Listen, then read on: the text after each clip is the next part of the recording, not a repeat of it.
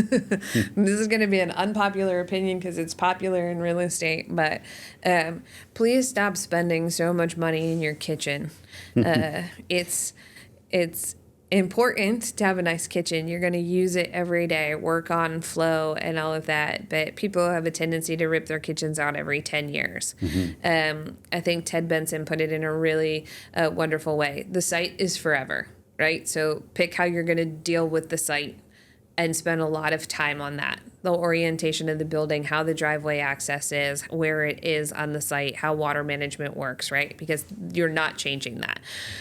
Contrary to popular belief with the 1800s farmhouses that didn't have foundations and people have rolled down the road in Maine, which is crazy, most people don't move their houses. So the site is forever.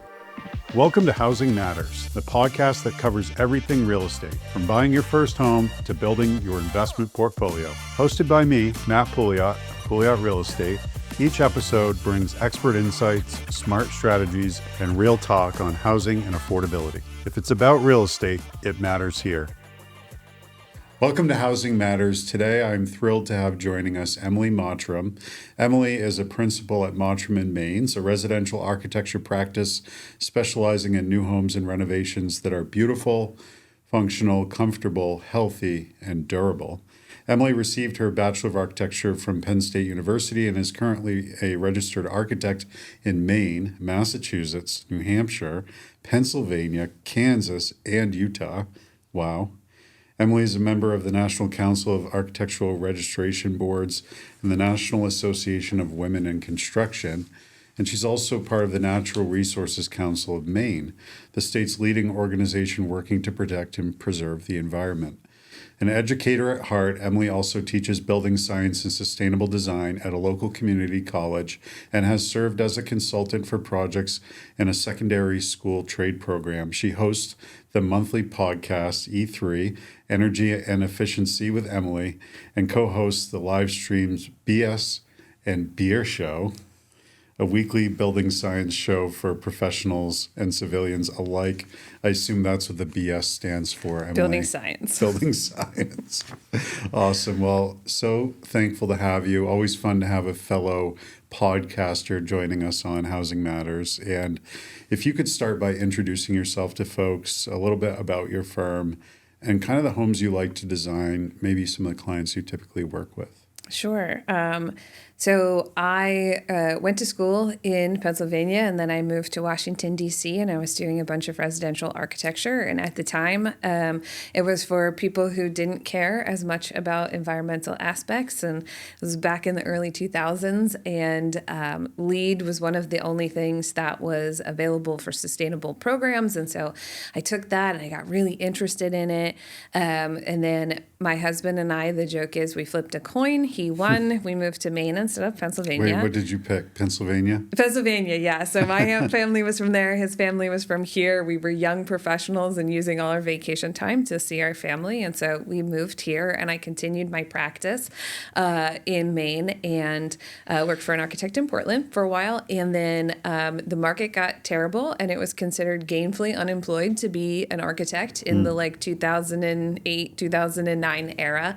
And I looked at that and I said, here's my opportunity to get out of the world of architecture, or what does Maine need? And that was when I really got into energy consulting and what housing stock Maine really has, and I started to build my practice on that. And so I started Mottram Architecture 17 years ago, and I just recently partnered with another residential designer here, Mike Maines, and we formed Mottram Maines. So okay, great. New for us, but probably not new to anybody who is familiar with us. We wrote a book together called The Pretty Good House. Okay. And The Pretty Good House is about how to improve our buildings until it no longer financially makes sense, which I think is something that doesn't get talked about often enough in building construction world, is people have budgets, and we have to make good choices. It's founded in building science, or BS, as we like to call it, which is helping us understand the materials that we use in our building and how they interact with each other and all of the systems. So we like to think about it as systems thinking, is your house is a whole of all of the components that are part of it. both the beautiful things that all of our homeowners like to see and all of the things that we put into the building to provide durability, longevity, safety, comfort in the structure. And so it's maybe looking at a building with a little bit more of an eye towards how do all of these things work together. Yeah. And so our practice is founded on a really long time. I would say I'm a consummate learner. I'm always going to learn. So I started with LEED, and then I moved to Maine and I did the Maine Energy Auditor program. Then I did the Building Performance Analyst program through BPI, and then I became a HERS rater, which I'm still a HERS rater. What does that stand for, HERS? Home Energy Rating System, I think is the S. So essentially, what that does is, in very layman's terms, is like miles per gallon on a house, right? So we go in and we test how much energy is this house going to use, and how do the systems work together. And so that's a national standard. Then how much does it cost if someone wants to just have a HERS rating done to their house? Some of that is a little bit dependent on where you are. So there are only a couple of HERS raters in the state of Maine. There are 3 of us, and I actually don't do a lot of the physical testing because we have a very busy architecture practice. So I would say that there are 2 active HERS raters in the state of Maine, both of them sort of in the southern part of Maine, which is not uncommon for us. And it might cost you somewhere in the neighborhood of $1,500 to have a rating, but it tells you a lot of critical and important information about your existing house or about how to build a new house that actually, from a real estate perspective, gives people the ability to finance more to pay for those energy upgrades as part of the new build or of buying a house and doing a retrofit. And they get to roll it into their mortgage, which is great because a lot of people can't afford to do, a $20,000 or $40,000 energy upgrade after they just got a mortgage. So there's something called an energy efficient mortgage that a HERS rater can basically do the documentation for people to take advantage of that. And so although it might seem like a lot, when you're talking about inspections to pay $1,500 to have a HERS rating, it's very beneficial. And if you've done a good job, you can put that into the MLS system as well. So that is something that the next home buyer could see how that is. And it's a scale of 1 to 100, and 0 is when we start talking about net zero homes, right? The home produces the amount of energy that it needs to run all on its own. So 0 is net zero, which is a common term in our industry. And 100 is if you just built it to whatever the code reference standard is as part of the program, which I think is 2009. So if you built it to a 2009 code standard, that would be 100, which means that a lot of existing housing can be over 100. So that means they're just using more energy to comfortably live.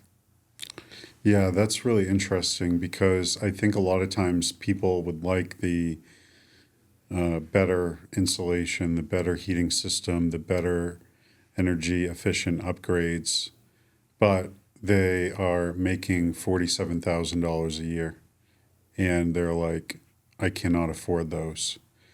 And we've talked about this a lot on this program, which is how do we have essentially what you're talking about, a pretty good house, which is one that's better than what standard code might be, but also one that Maine people can actually afford to pay for. And I think that a lot of times when you look at homes that are really energy efficient, it's wonderful in terms of their ability to run without having to use fossil fuels and things that are better for the environment. But if people can actually not afford to access that because the cost per square foot is too high, then really we're then stuck putting them back in the old housing stock, which is way less energy efficient. So I think that too, stock has to be brought up to par if we're going to keep it, or we got to get rid of it and put new, which is not great for the environment. It's better to reuse. But I guess what I'm getting at, and I'm more curious that if we can unpack it, how do people really functionally use this program that you talked about? Because it sounds like what they would need to do is have one of two individuals in the state of Maine out of 1.4 million people review their plans and give them a rating if it's a new construction, or get a time on their calendar that everyone's calendar aligns and come and look at their home and then provide a rating so that they can do upgrades if they want to. And then once they've done this, there are funds available through programs to be able to finance it. So that, to me, sounds very interesting as a curious, persistent person. But as an average consumer who's busy running to soccer appointments and getting groceries and going to school, how do we get them to do this behavior? Yeah. So there are so many things that I want to respond to as part of that. And I did go on for a little bit. No. And the first one that I'll start with is, although there are only two HERS raters in the state of Maine, our provider is out of Massachusetts, and so we can usually get more people to come up here. I just don't know if the travel will impede that a little bit, which again, that is another thing that is a little bit difficult to, say, oh, it's going to cost you another however many dollars to have another person, right? So we're talking about costs, and we're talking about some of our other programs where we're really trying to keep costs down. So the second thing that I would say to that, and this is a really unpopular opinion, and so I'm willing to take one for the team on this. Unfortunately, individual single-family residential is not cost-effective. It is a new foundation every time on a new site with a new driveway. We're talking about Maine, so we're talking about a septic, then we're talking about a well. Like, there's so much infrastructure involved in an individual single-family residential. Now, that's the dream. That's what we like, and we have a lot of single-family residential. But it is a little bit more challenging for us as building professionals because it's always going to be more expensive dollar for dollar. There are some really phenomenal multifamily passive house buildings that are being built at price points that are significantly better. I'm not sure if you've had Alan Gibson from Geologic on the podcast yet, but I would highly recommend it. He started a little get-together that he calls Scale Up, Carbon Down. So where people who are looking at both the materials that we use, bio-based materials, and tighter, more passive house level construction on a repeatable scale. So the next thing that I would say is single family custom residential is definitely not affordable, right? That's just kind of a strange ballpark. Then the next way that we step down in affordability is to make it repeatable. A lot of major housing stock, other than Maine, we're both pro not doing this yet, but also it costs more, is there are developers who build the same house over and over again. And they have been able to get the cost down on that one because they buy a lot more of the same material. So they get better material pricing, but they're not reinventing the wheel every time either, right? So they've figured out the systems that make it easy to build every single time. So we have to also help people to understand that every time you customize something, it makes it more expensive. And so we can make better choices for airtightness or insulation packages and stuff like that if we can do the same thing over and over again. And then I do want to highlight one program that I also do work for, which you mentioned in the introduction, which is a self-help homeownership opportunity program through Community Concepts, which is a community action agency in Androscoggin. And we have been building a version of the same ranch plan since the 90s. And they both have, that's actually where I learned everything that I knew about energy auditing was through them. So they understand the techniques of what needs to be done. They build the same version of the house.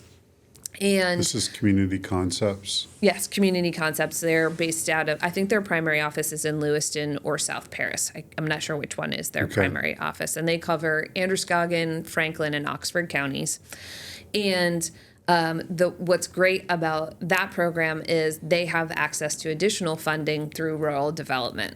So there is a better program for different groups of people depending on what you're doing. But because we do the same plan over and over again, it makes it very easy for us to figure out how a homeowner can build it themselves. So essentially what they do is they have a group of up to 6 homeowners.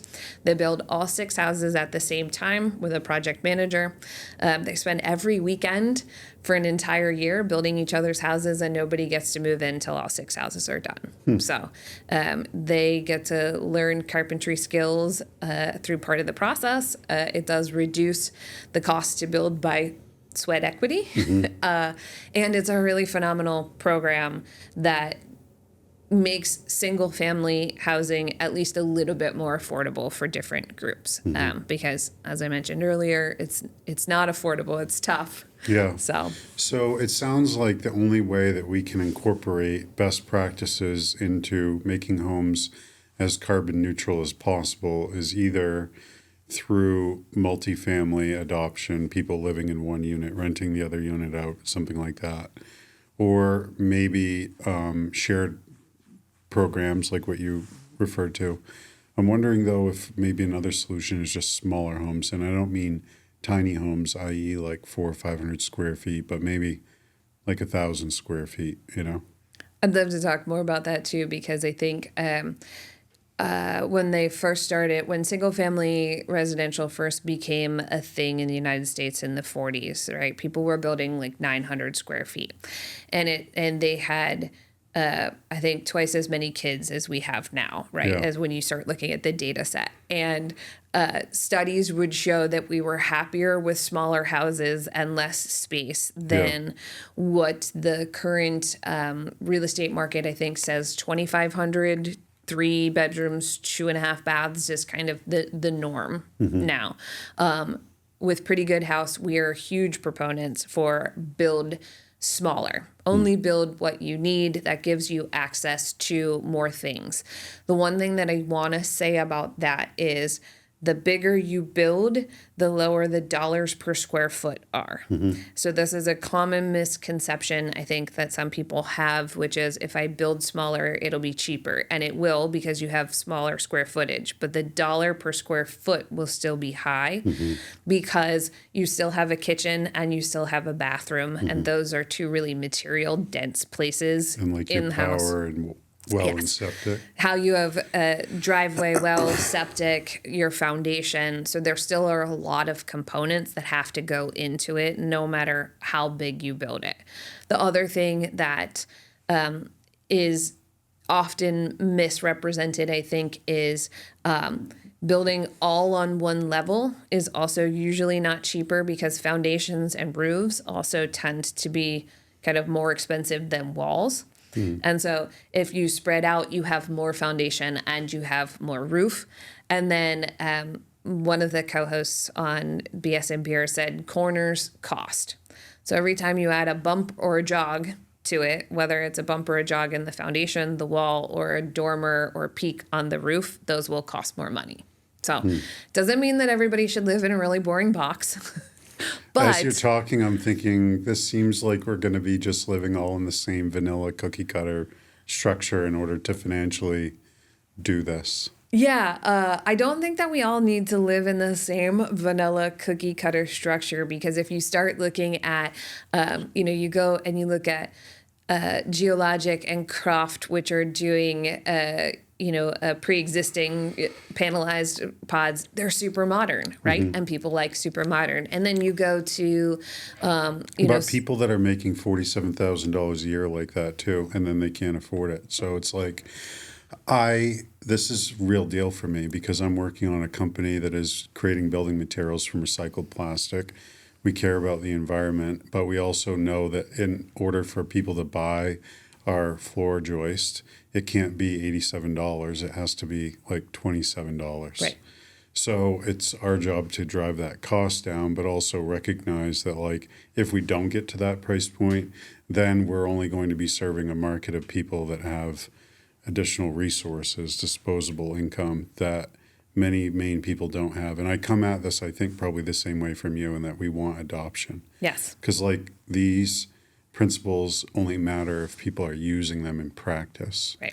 But what happens often, I find, is there's a disconnect between the desire to do that and the ability to actually pay for it, either with the appraised value of the property, because, you know, if there aren't two or three other properties that did the same thing and you're leading in your area, the appraiser doesn't have a way to substantiate that value, doesn't buy into the case of the upgrades cost this much, so you need to add that to the appraisal. I can't find a comp, so I'm not comping it. And then the bank doesn't finance it. So this is, I think, where the rubber meets the road with, like, we need to do more, maybe industrialized construction, designs that are replicatable quickly so that we drive down our labor costs to help with pricing somewhat that way. But also, like, creating avenues for people to access funds to pay for this, because a lot of times the banks aren't appraising it out, or even if they do, the final cost is a number that the person on the area median income can't afford, you know? Yeah, no, I think there's a lot of good points there. There's an appraisal addendum form that I fill out oftentimes, and even for some of our clients who are able to do that, and the appraiser is like, but I don't understand any of these things that you've put in here, so like I can't comp that. The other thing I think is really a sad struggle on not finding the comp is what we find is the people who are living in these houses that are more resilient or whatever have a tendency not to sell them, right? When they build what they wanted the first time and they built it well, they stay, which means it doesn't end up on the real estate appraisal forms because somebody hasn't sold it, which is another one of those things. It's like, how do we change that language so we can say, oh no, instead of selling it every 5 years, this person has chosen to age in place in this home and has been here for 25 years. So I think that's a great question that I don't have the answers to, but I would love to see more of that. Yeah, I think you talked a little bit about that program earlier with the HERS rating and being able to get some resources that way. Are you familiar, I guess, to wrap this part up, with any banks in Maine that are familiar with more energy efficient financing and might be easier to work with for people listening? Yeah, I would have to look into it because I believe that it depends on whether the banking institution sells their mortgages or keeps them in-house. Okay. And so I don't know offhand, because it's been a few years since I've done an energy efficient mortgage. One, because the community projects we do are through rural development, so we haven't had to do that. And some of our other projects have just been financed with a construction loan, so we haven't done an energy efficient mortgage in a little while. But I would have to look into it, and I'm willing to follow up with you. Yeah, it would be great, and we'll share that with people listening. And I'm assuming that it may be backed with federal resources, and if so, people listening in other states could maybe apply for something in their state. It absolutely is. I think that it should be available for all VA, Fannie Mae, and Freddie Mac loans. Okay. And then is a little bit dependent on whether your lending institution will do it, because it depends on whether they sell it or they keep it in-house. And then the last thing that I would say on that too is when you're working with your real estate professional to find a piece of property because you're going to build, or you're looking at an existing home and you maybe want to renovate, you need to ask about the energy efficient mortgage when you're touring houses, because if you wait till you sign the paperwork on closing, it's too late at that point. So you have to do it during the inspection period. All right, so this is not like a refinance option for somebody that wants to add solar panels to their house or something like that? I don't believe it's available as a refinance option for people who want to do that. There was a PACE loan through some of the banking institutions in Maine. I'm not sure if this is available everywhere. And that would allow people to do some financing for energy improvements, other than a home equity loan or a HELOC. And then there was, I know Massachusetts, Vermont, and New Hampshire all have really strong energy programs as well. And so there could be financing through Mass Saves or Efficiency Vermont, I think is what they call it. And New Hampshire actually, for people who are listening who are up in New England, I think New Hampshire actually has the strongest energy program. So people should really look into what they have available to them. I wouldn't have thought New Hampshire would have that as a priority, but that's great. Yeah. So I want to move to like buying land, but what people should think about before they buy land, because we're hoping with this episode people have a better understanding. Maybe it's a little bit more demystified building a new home, because we need to add inventory. One way to do that is to rehab structures that are needing love and bring them back to life. But another way, obviously, is to build new. We talked a little bit about that with Pretty Good House, but in order to build a pretty good house, you have to have a pretty good piece of land, right? And I'm curious what people should look for with site conditions, like also the orientation of a house and what to consider from access to zoning, things of that nature. Yeah, that is a great question. And I think that it's undervalued when people are looking for land about what you should be looking for.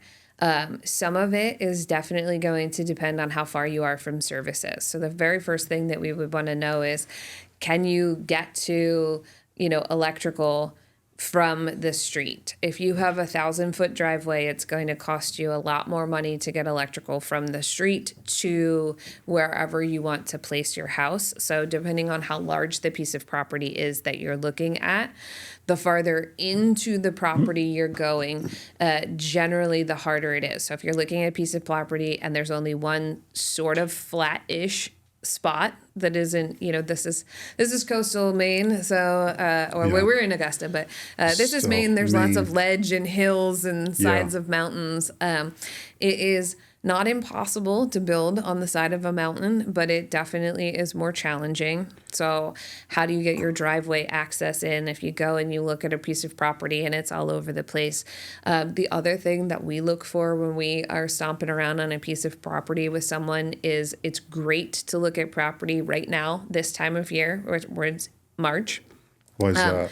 Because you will notice if it is wet. Yeah. So Maine has a lot of water. Yeah. And we have a lot of ledge, which means that sometimes the water runs somewhere and can't drain. So a really big issue for a lot of people is this is a thing in Maine that doesn't exist in other parts of the country. There are like no basements in Florida and nobody complains about it. But if you don't put a basement in Maine, everybody thinks that's like tragic and the end of the world. Yeah. But essentially in Maine, when you build a basement, you are building a reverse swimming pool. You are actively trying to keep all the water on the outside of your swimming pool, which is a basement. Right. And so if you walk around on a site and you're looking for land and you actively can see quite a lot of water that isn't drainage, you're either going to have to do a lot more land work. If you have to put $100,000 to $200,000 worth of excavation into the land work before you already start building, that means it's not cost effective anymore. Right.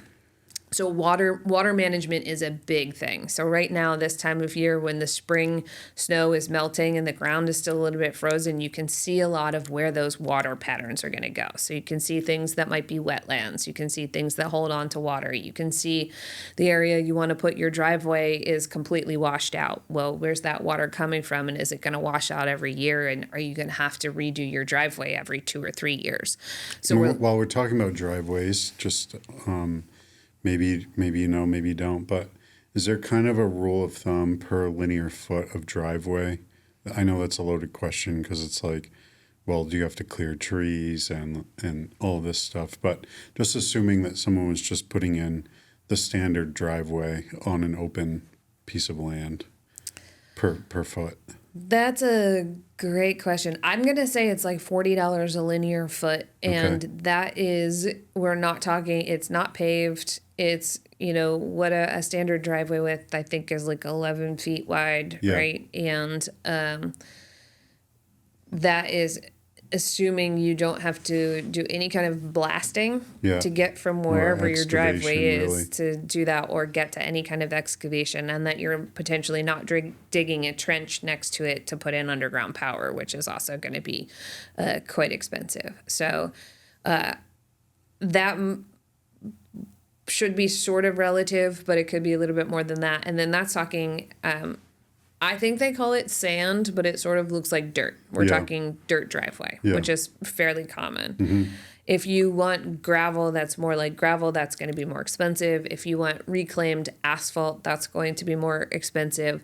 The wear layer lasts longer with reclaimed asphalt, but I always caution people around that because it creates tiny little cinders, which will be in your house at all times. So Interesting. if you don't like to vacuum and you don't want to plow it into your yard and then have one of those brushes to push it back out of your yard, that one's also a little bit tough. And then you move up to paving, which is going to be exponentially more expensive.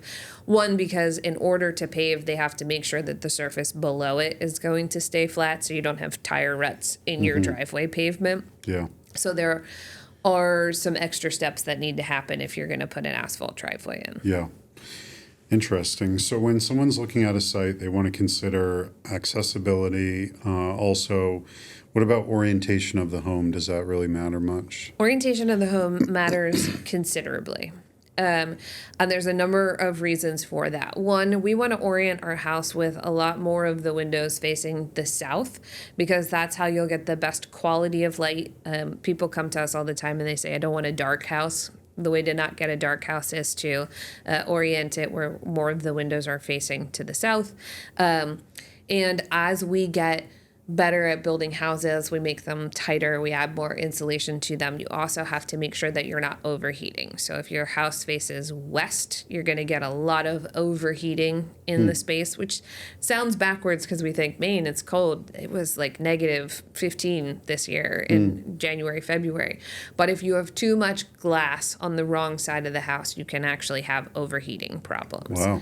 And so we usually orient our houses east-west so that the long face is along the south, so we can really create most of our living spaces on the south orientation. If you can also orient your roof line to go that direction as well, as programs become available to put solar panels on there, because right now the cost of electricity in Maine is quite high. Although the cost of really every fuel source to stay warm is quite high. Having the opportunity, even if you don't put solar panels on now, say you live there for 20 years and then you choose to put panels on, it makes it very easy if you have a roof line that you can put them on. So if there aren't a bunch of, bumps and jogs or gable ends on the south facade, that usually works out really well. We try to minimize the number of windows that are on the north side because that's always the cold side of the house. It also is not going to have direct sunlight where most people really like the sun coming into their house. It has something that feels really well.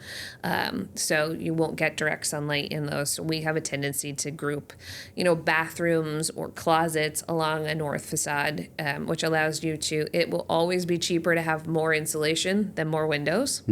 And that's not because the walls perform better than the windows, which they do, but because insulation is cheaper than windows. Windows are just expensive. Yeah, they are. Yeah. They look nice, though. They do look nice. And I will tell people that ways to get cost effective with windows is have fewer openings with larger glass.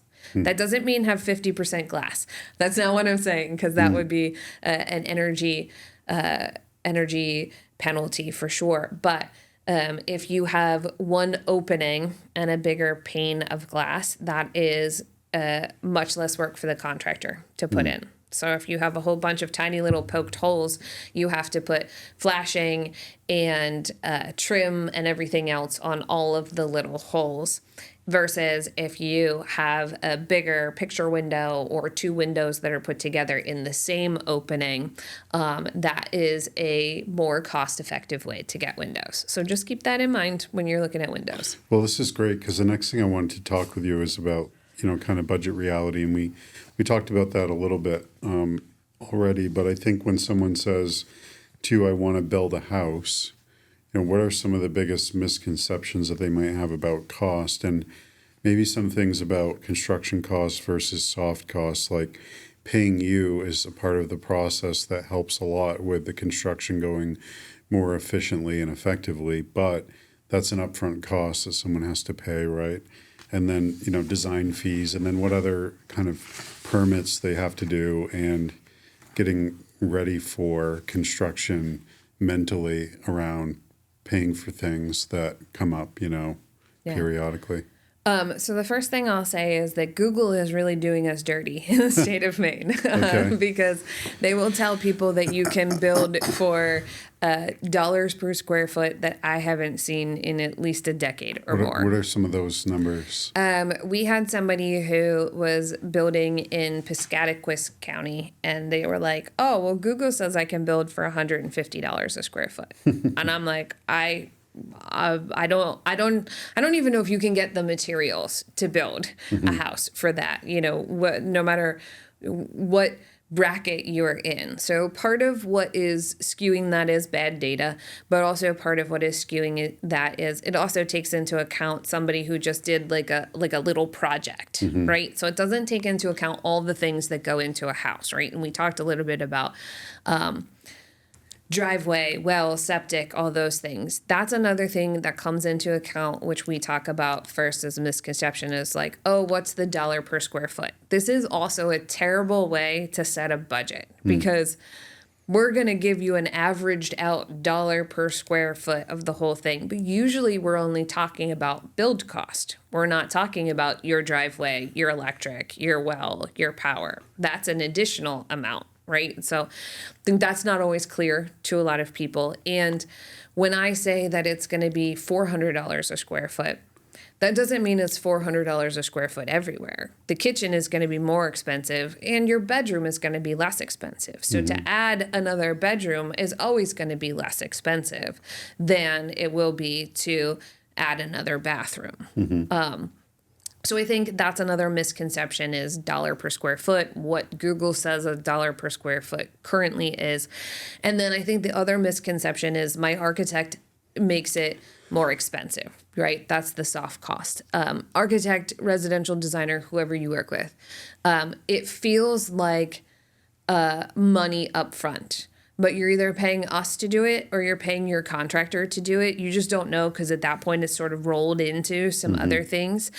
And in general, your contractor doesn't want to be the designer. They're not often really interested in figuring all those things out. So they're going to... if somebody wasn't interested in one of your plans that you already have, which I looked at your website, you have some great plans.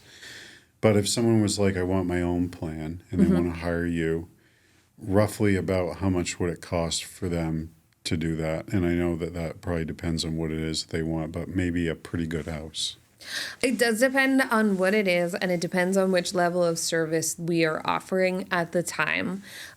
So we would really, and most of our contractors would like us to specify everything. That means that our design team has also picked out paint knobs colors and hardware and paint colors. And I mean, we even have people who help you pick your furniture. That's its own specialty. Sure. So I would say that typically it is somewhere between 8 to 15% of the cost of construction to work with our team. Okay. However, what that does is it minimizes the amount of figure it out in the field. And what I would say, too, is often the misconception between what people would call plans or a blueprint, right, that you could buy off of houseplans.com is we are going to provide all the details at every critical junction of how things go together. So generally, it's not more expensive. It's more cohesive, right? So you function a little bit like an owner's rep in some regards. Yeah. Because the contractor has a question about a certain detail, they call you. Correct. Not the homeowner who's like, I don't know, I don't build houses. Right. Okay. And it's not our expectation that our homeowners are going to know how all of that stuff works. And my business partner and I, Mike, actually do a lot of teaching and training to help other professionals in the industry understand how some of those details go together. We work with other architects. We work with other building professionals. We do building science symposiums. We talk about how we do things because we think that it only gets better if we share the knowledge that we have. So we're trying to get rid of that adversarial relationship that tends to exist in the design and construction world. And it's also another reason why we usually, when our clients come to us, we ask them to pick a builder during the design process, because you can spend less money with us if we draw what your builder is actually going to build. And then we have 3 to 5 details that may be new to them on this project, because there's a million different ways to build things. And we just need to understand what they know and then say, okay, that's a practice we've moved on from, and here's what we need to do. Or, oh, absolutely, we can work with that. This is how it ties to the other things. Do you sometimes help the homeowner find the builder too? We often will help the homeowner find the builder. So if they come to us and they say, I don't have a builder, we will help them find a builder. We'll often recommend.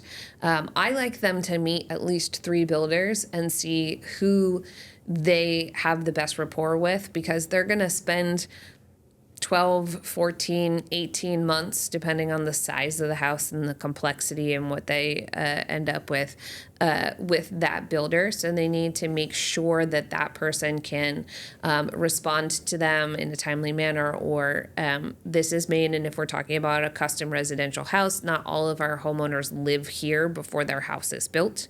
So especially during COVID, as people were moving out of Boston and New York and coming to Maine, we had several people who lived somewhere else while we were building them a house. And so they needed to feel comfortable that that builder could communicate with them while they were away. So we will recommend builders depending on where your service area is.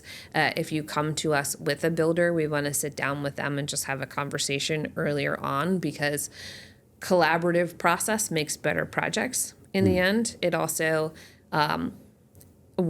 you were asking me about things that happen. As the designer, I don't physically buy materials very frequently.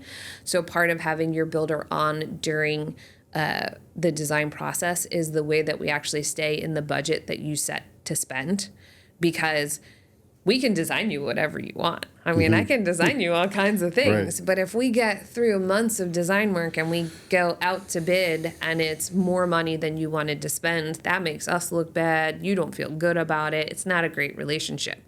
Where if we usually do 3 pricing exercises with our builder in the beginning. One is after initial design, where we've taken all of your ideas and put them into a couple of plans and narrowed them down.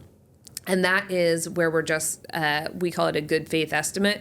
Like, are we moving in the right direction? Does this feel like we are on track? Then we go through and we do a bunch more details, and we have the builder do a serious pricing exercise, right? This might be where it goes out to a subcontractor, it goes to the sheetrock guy, to the electrician, and they put some more real numbers on the project.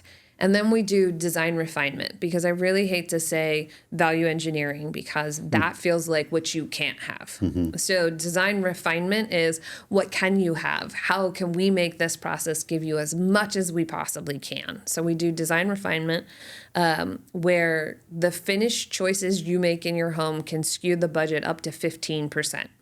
So sometimes we're just making finished choices. Like, I know we looked at doing a higher end finish on the exterior, but maybe we need to put something else on. No more gold toilets. No more gold toilet. Or I was just at the International Builders Show doing a couple of presentations in Florida, and I think it was in the Kohler booth that they're bringing back. It sort of feels like the 50s vibrant colors, and the toilet was like teal. It was like a teal sink and a teal toilet and some like wild pink and teal tiles. As long as they don't bring back the shag carpet in the bathrooms. Oh, please don't put carpet in the bathroom. You never respect that in any of your designs. Oh, no.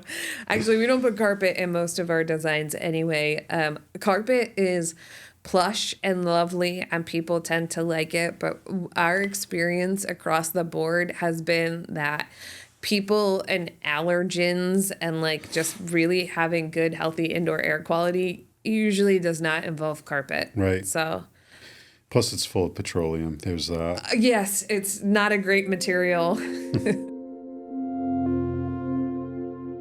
So, Emily, one thing I want to ask too for people that are building a new home, we've talked a lot about what goes into that, but what about when the home's done? I mean, there's a lot of disturbance that happens for a construction site, digging the hole to put the foundation and moving around earth and cutting down trees, maybe. Like, what happens after the home is built? Should people just leave it the way it is, or is there a process that you work with them on to make sure that the outside is good for the environment too? So I think that's a really great question, and hopefully this won't take a deep dive down another rabbit hole. But the first thing that I would say is we find that it's critically important to have a survey. Please have a survey done of your property. We usually ask for 1 foot contours around where the property is. That helps us to do better water management stuff with the foundation. So start with a survey. Then the next thing I want to say is landscape architects don't just design beautiful terraces and pools and all of that. A lot of them are very much interested in your native species plants that can be planted on your property.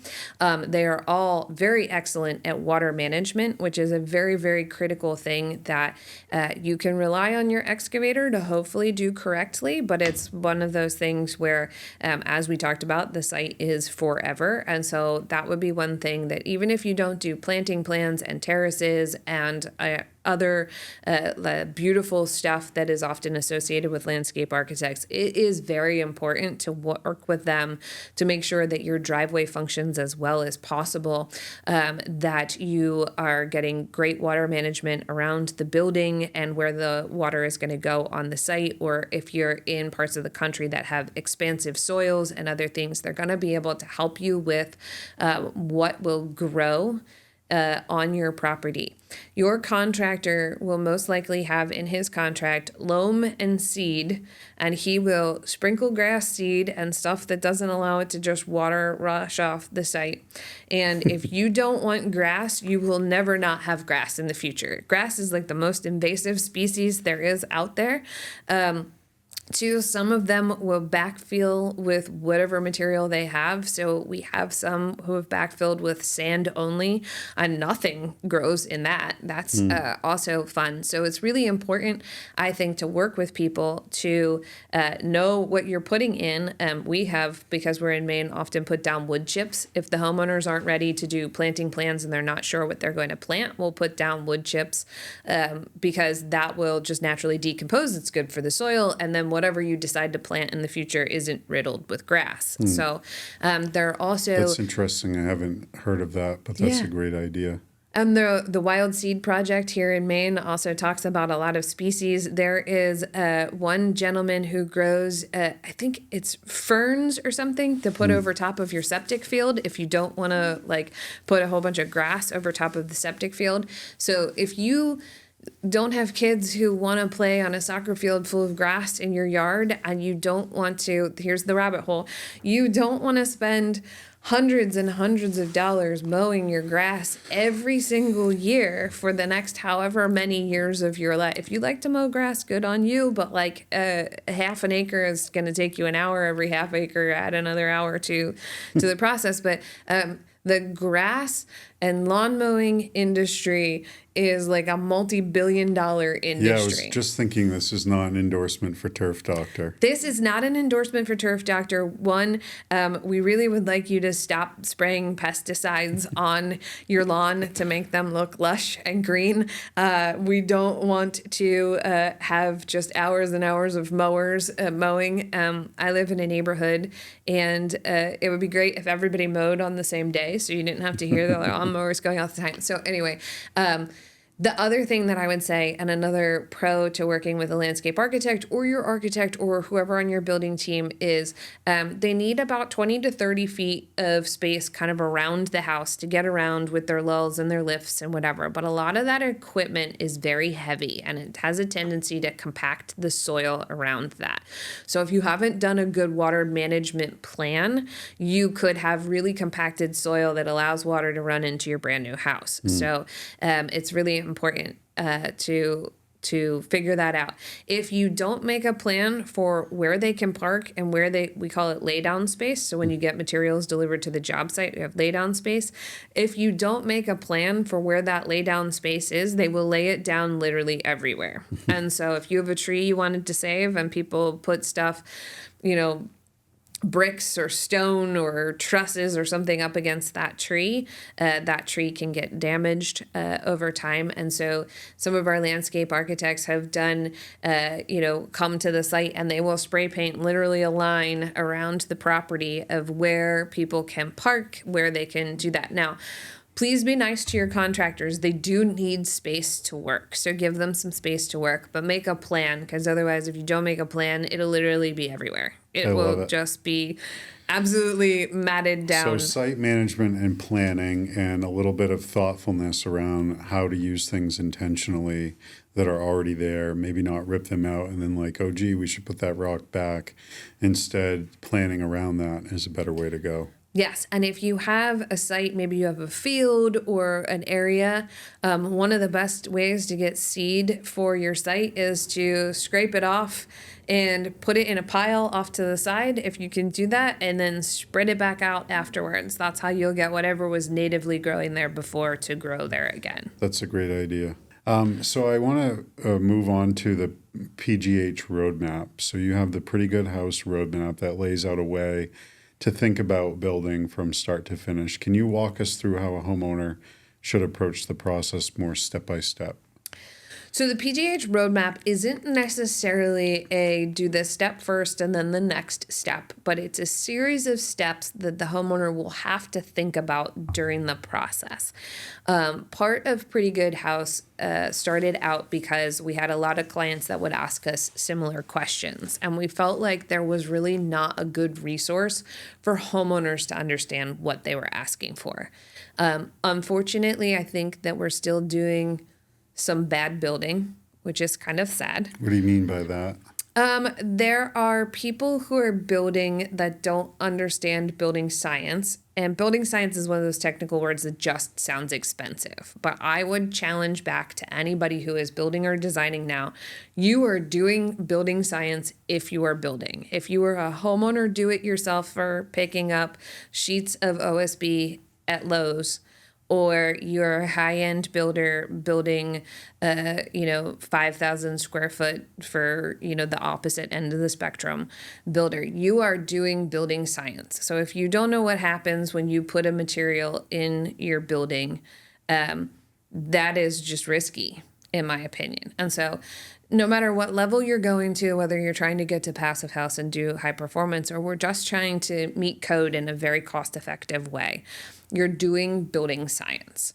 And that is because all of these parts and pieces move together. And we've been doing it this way for 25 years, no longer works, because you're not really doing it the same way you were doing it 25 years ago.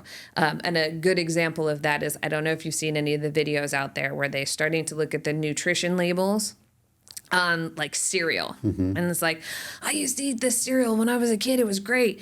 And then you turn it around and you find the box from the 80s that had like 8 ingredients in it. And you find the box now and it's got like 45 things on it. And so the materials that we're using in building are inherently not the same as they were 25 years ago. The OSB has different glue in it. It doesn't breathe the same way. There's more vapor migration.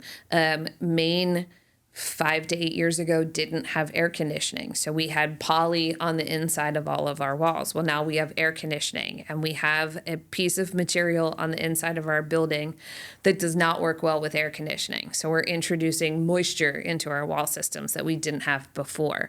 And so what I would say when I say that we're still doing bad buildings is we're using better materials that when we make a mistake, the mistakes are smaller and they don't react as well. Mm-hmm. So there was one, they were trying to build an airtight house. Somebody missed a little hole in the ceiling. All of the interior moisture went to the hole in the ceiling because everything else was tight, and it rained inside. Oftentimes people think they have a roof leak, and it might not actually be a roof leak. It might just be all the warm, moist air entering into the attic, condensing on the underside of the sheathing, and raining in the attic. And so inherently we're using different materials now. And so when I say we're doing bad building, it's because we haven't thought about how all of those pieces connect together. Is this a case for offsite construction? There is both pros and cons of offsite construction. We've done lots of stick build. We have done almost every version of offsite construction that you can do to see what works and what doesn't work. And it's amazing to me because pretty much everything that's inside the house can be built in the factory, but we're still stick building houses. And the challenge is, one, you're still going to always have to build your foundation on site. And if your foundation is out of plumb or out of square, it makes everything you build on top of it that much harder. So there is some risk in the pieces that still can't be fabricated, because if you're getting panels, I'll use an example. So Benson Wood's Unity factory has a tolerance of like 1/32 of an inch. The guys in the field don't build to 1/32 of an inch. They're not a machine that's making it. So like every successive, not quite within that 32nd of an inch can translate to 2 or 3 inches to the other side. So there are still some inherent challenges of getting the offsite construction piece to fit on the portions that are on site. What you save in offsite construction, which is great, working in a factory, people working indoors all the time, that's great. I mean, nobody in Maine wants to be hanging siding in February. You lose a little bit of efficiency in how far you have to truck it. So if you're going, examples like Bright Built, right, where they build everything in the factory, comes with sheetrock on it, right? It's a modular home. You can only have so many parts of it go down the road. So there's over the road restrictions on how tall it can be and how long it can be. So then you have kind of a bunch of different blocks. And as we've seen across the board, trucking is not inexpensive. If you're ordering your parts and pieces of in-site or on-site from a state other than your own, sometimes you have to have police escorts when you go from one state to another, right? So it adds another level of it. And the other challenge that we found, whether you're going with just open framed walls that Hancock Lumber has put together for you, or all the way up to modular construction from KBS, is getting it onto the site.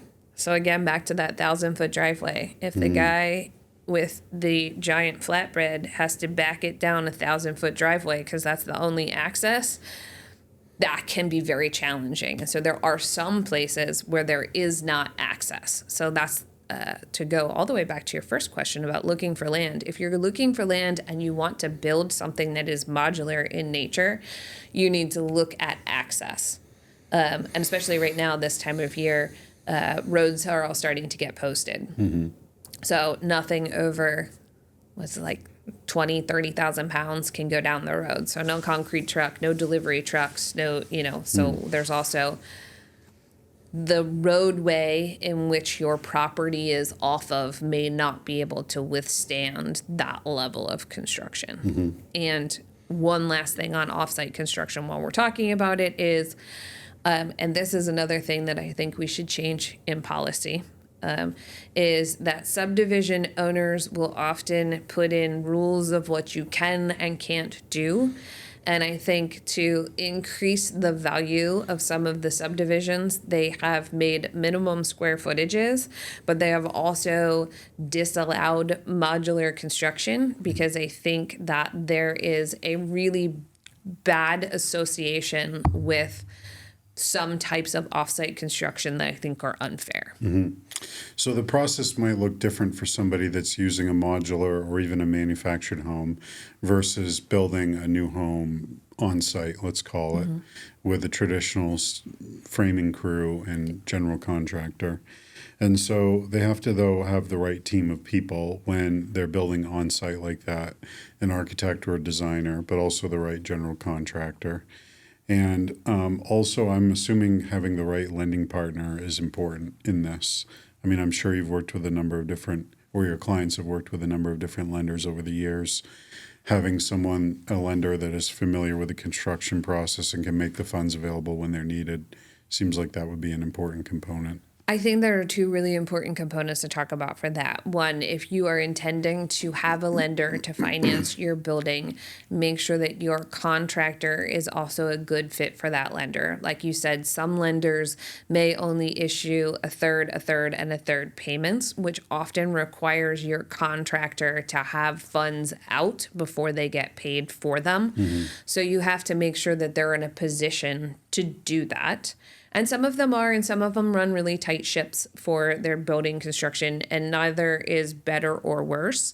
But just make sure that your contractor is familiar with the type of lending institution that you have. The second that I would really encourage homeowners to do is, if it is based on a percentage of construction, make sure whoever is signing off on whatever that percentage of construction being complete is, knows what the percentage of construction is. And this is often where we will get involved to do applications for payment. So essentially, if the bank appraiser isn't as familiar with the level of completeness that should be done, your architect can often sign off on a certificate of completion for the lending institution that essentially says, if you need a third-party verification that the contractor has done what they have said they've done for their application for payment, we agree that this is, and that allows the bank to release funds. There have been horror stories of people whose lending institutions have released funds and the contractor has gone on vacation and jumped ship and left town. And I feel like that is one thing that happens a lot, is people will often ask us for a recommendation on contractor because they feel a level of comfort in the fact that if we recommend them, they're probably not gonna, skip town. You never know when something random would happen. Knock on wood, that has never happened with a contractor that I've worked with, but you hear the horror stories, and I think that there's a level of comfort for people understanding, like, oh, you've worked with them before, and they're not just gonna, take my money and run, or give me something that's subpar, or, not follow all the steps that are necessary to make sure that this is safe for me. So it sounds like for somewhere around 10%, let's say, of the price of the building a home, up to maybe 15%, you can work with a firm that essentially can hold your hand through the process, which is what you do. And it makes it a lot easier for people to make decisions about what they need and don't need because you have that experience. And also, probably they're going to need that at certain points of the process just to be able to move forward with their financing and be able to keep the process moving smoothly and not get ripped off. And I would also say that it's always cheaper on paper than it is after you build. So if you go into it and you're not sure and you're halfway through a build and it's going to be more money than you anticipated, what do you do with a half-built house, right? And so even though it might feel like a loss of money if you, and we end things at every stage, which is why we do multiple rounds of, well, we talk about budget kind of at every meeting, but multiple rounds of really like budget consciousness, because if we make it past the first stage and it's starting to feel really uncomfortable, we want to stop at that point before you spend more money with us or before you get halfway through a build. And so for the most part, though, when you go to loan closing for somebody that's getting a loan and you've submitted all the paperwork, presumably the bank has ordered an appraisal on what the completed value of the home is going to be and everything checked out. How often do people stay on budget with what they started with? Is it pretty regular that they go over budget, or is it? It depends on what we don't have selected at the time. So in an ideal world, both for the contractor and for our team, we'll have everything selected already. So there's usually not like, oh, we haven't done lighting yet, and now we need however many dollars worth of lighting, and we're going to spend more money because we can. I would say at different parts of design, we will change the amount of contingency that we want you to hold. So if you tell me you want to spend $500,000 and we have just started design, I'm going to tell you to take 15% out of that $500,000, and we're going to design to whatever this lower number is. Because then as you add things, as we get, we're still in the bottom, or as I do meetings, I usually like to say, what's your goal budget and what's the number that scares you? Where's the part at which you will pull the plug on this project? The other question that we ask our clients when they first come to us is this your budget and you're willing to give up scope or program to get to that budget because that's just the maximum amount of money that you have to spend? Or will you pull the plug on the project if you can't get everything in your budget? Or are you willing to spend more to get everything that you want? Because sometimes I think, I wish I was magic, but if you add more, it costs more. So we try to have those conversations early on, like, what do you need? How do we stay within that budget? How do we give you what we can? And we want to know if it's still a lot of money and you're not getting everything that you want, maybe building isn't the right choice. So. Yeah, and that's something that is important to note. I think it's not for everybody, and some people might have ideas of grandeur about what it will be, and it's a good refining process to go through in the beginning before you're halfway built the house, recognizing you're not going to be able to finish because what you want and what you can actually afford are two different things. Which kind of brings me to the next question that I wanted to ask you. Maine has a cold climate. We're not the only place that's cold. But where should homeowners prioritize spending for long-term comfort and savings? And then where do you see people overspending, maybe unnecessarily? This is going to be an unpopular opinion because it's popular in real estate, but please stop spending so much money in your kitchen. It's important to have a nice kitchen. You're going to use it every day, work on flow and all of that. But people have a tendency to rip their kitchens out every 10 years. I think Ted Benson put it in a really wonderful way. The site is forever, right? So pick how you're going to deal with the site and spend a lot of time on that. The orientation of the building, how the driveway access is, where it is on the site, how water management works, right? Because you're not changing that. Contrary to popular belief with the 1800s farmhouses that didn't have foundations and people have rolled down the road in Maine, which is crazy, most people don't move their houses. So the site is forever. Then the structure, we really hope that the structure is 100 to 200 years old. So really pay attention to the control layers and the structure. And when I talk about control layers, I'm usually talking about water control, right? Work on good water management details. Air control, because that is usually the cheapest thing that you can do, most bang for your buck, low-hanging fruit, right? And then moisture control, right? If you don't do the first three, don't bother adding more insulation to it. That people think, oh, I just add some more insulation. That's usually not the right choice. And we could get into some like nerdy science things on that. But so the building shell, right? So that is 100, 200, 500 years. That would be great. That would be ideal. So like, let's pay attention to those things. That's where you want to spend your money. Windows have a 20 to 25 year lifespan. So my thought process on windows is put in a better window, just don't put in as many. So make them take advantage of the view, make them aesthetically pleasing on the outside of your house, and put them where they're really, really important so that you can spend more on a good quality window that's going to last as long as possible and improve your comfort. The difference in energy performance between a double pane window and a triple pane window is not very much. The comfort value sitting next to a triple pane window is good to about 5 to 8 degrees of temperature. So if you're cold when you sit next to your windows, it's because you're radiating the heat from your body to the window. So put in less windows, put them in the right place, put in bigger apertures, but only so many. And then after you've gotten through those things, finishes and systems, like systems might be a 25 year, right? So do a good job on the system, but if you can't do the best, hyped up system that's out there, just pay attention to ventilation is critical and important, and that should not be value engineered out.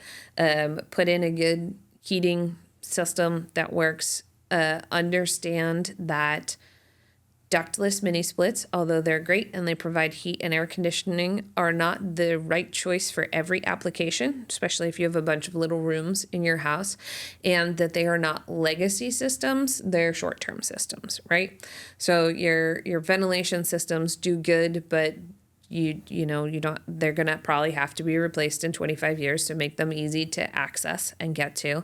And then stuff, right? This is when we get back into the kitchens, the finishes, the whatever. A lot of that stuff is 10 years or less. And so that is actually not where you should spend your dollars. Mm-hmm. Interesting. Which is not what any homeowner wants to hear. Another case for no gold toilets. No gold toilets. Although, I mean, if people wouldn't have ripped out the stuff in the 50s, you'd be back in style now. So all of the people out there who have mid-century moderns and the 50s pink and blue tile that still looks good because someone didn't rip it out, whew. Keep it. Keep it. It's coming back. So this has been great. We've covered a lot today, but I want to have you kind of just share with people, if you could give them one piece of advice, especially if someone's listening and thinking about starting to build, whether that's in Maine or elsewhere. What's the one mindset or decision that will make the biggest difference in how happy they are 5 years from now? Yeah, so as much as people think the finishes and the beautiful kitchen and everything is what will make them happy, paying attention to a good professional, whether it's a builder, whether it's a designer, whether you're the designer, whoever is doing it, pays attention to the details that really improve the comfort in your area.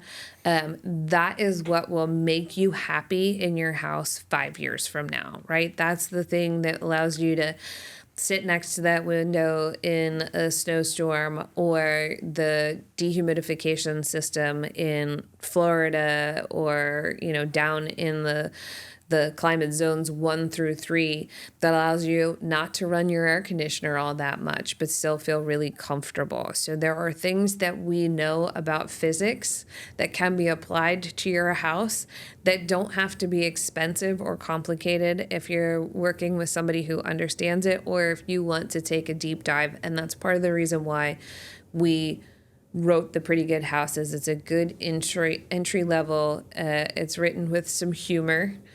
For people to kind of understand that we realize that it can be complicated, but these are the things that are kind of typical that we think you shouldn't skip, and that there are 1,000 different ways to do it. So you don't have to do it the way the details in the book are for the Northeast if you're building in Louisiana. So if someone wants to read Pretty Good House, where would they find it? So, and this is where we hope that it will be as cost effective as possible. But if you want to physically get a copy of the book, oftentimes Amazon is the cheapest place. If you are not an Amazon fan, pretty much any bookstore, maybe even thrift books, if you want to get a pre-read copy that maybe somebody has donated. There are also several copies in libraries floating around, which has been cool. We also have a website, prettygoodhouse.org. So if you can't buy the book, and I think the retail price is $35. Most of the time I've seen it for $25 or under. But if that's too much, and you still want to know the principles behind what a lot of people are trying to help the housing industry with, we have a website. And so you can follow the roadmap and read the overview of those places. And then Green Building Advisor is a great tool with lots of articles that people have written over the years. BS and Beer Show is free, and there are over 100 episodes that we have recorded on YouTube that people can watch. Just keyword search heat pumps, and you'll find leading experts in the industry talking about it. And there are plenty of low-level homeowner ones and super deep dives. So if you accidentally pick a deep dive and you're like, this show is way too complicated, pick another one, because they're not all complicated. That's cool. So, and that's found on different streaming sources, BS and Beer? BS and Beer is live the first Thursday of every month. If people want to tune in live, it's a free Zoom show. Wow. Come join us. Cool. It's fun. And all of the pre-recorded videos are all available for free on YouTube. So great. Well, Emily, thank you so much for joining us today on Housing Matters.